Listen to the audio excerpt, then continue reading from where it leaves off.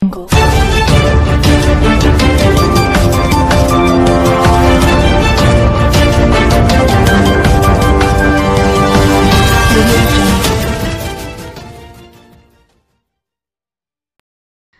علیکم۔ Asia 41 news کے ساتھ میں ہوں آپ کی میزبان امنا عباس۔ خبر شامل کرتے ہیں شاہینوں کے شہر سرگودا سے ہمارے رپورٹر احمد جاوید کے مطابق انسداد منشیات کے عالمی دن کے موقع پر civil society network Pakistan اور پیپل سوشل ویلفیئر سوسائٹی کے زیر اہتمام شہر سرگودا میں مختلف مقامات پر واک کا اہتمام کیا گیا۔ انسداد منشیات واک کا مقصد عوام میں منشیات کے مضر صحت اثرات کو اجاگر کرنا اور خصوصاً نوجوان نسل میں شعور بیدار کرنا تھا۔ واک میں chairman district coordination council Abdul Mannan Chaudhry, social welfare officer Sana Imran, vice chairman district coordination council doctor Tanveer Sulehri, vice principal Tayyaba college Malik Rab Nawaz اور حکیم ارشاد احمد کے علاوہ طلباء و طالبات کی بڑی تعداد نے شرکت کی۔ اس موقع پر شرکاء کا کہنا تھا کہ دور حاضر کا سب سے بڑا المیہ نوجوان نسل میں منشیات کا استعمال ہے۔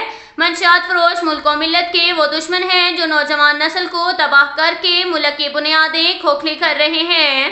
انہوں نے مزید کہا کہ منشیات کی روک تھام کسی ایک فرد یا ادارے کی ذمہ داری نہیں بلکہ ہم سب نے مل کر اس لعنت کو اپنے ملک سے ختم کرنا ہے۔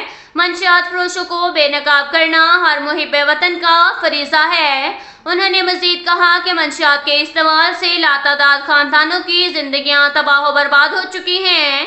انسانیت کے دشمن اس لعنت کو ہماری تعلیمی اداروں تک لے آئے ہیں۔ Civil society network Pakistan, محکمہ سوشل ویلفیئر اور people social welfare society Sargodha اس سلسلے میں اپنا کردار ادا کر رہی ہے۔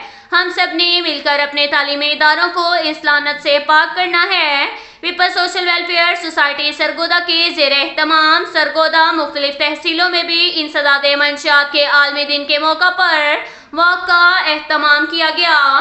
اب تک کے لیے اتنا ہی کافی ہے۔ ملتے ہیں اگلے بلیٹن میں، ہمارے ساتھ رہیے گا۔ اللہ حافظ۔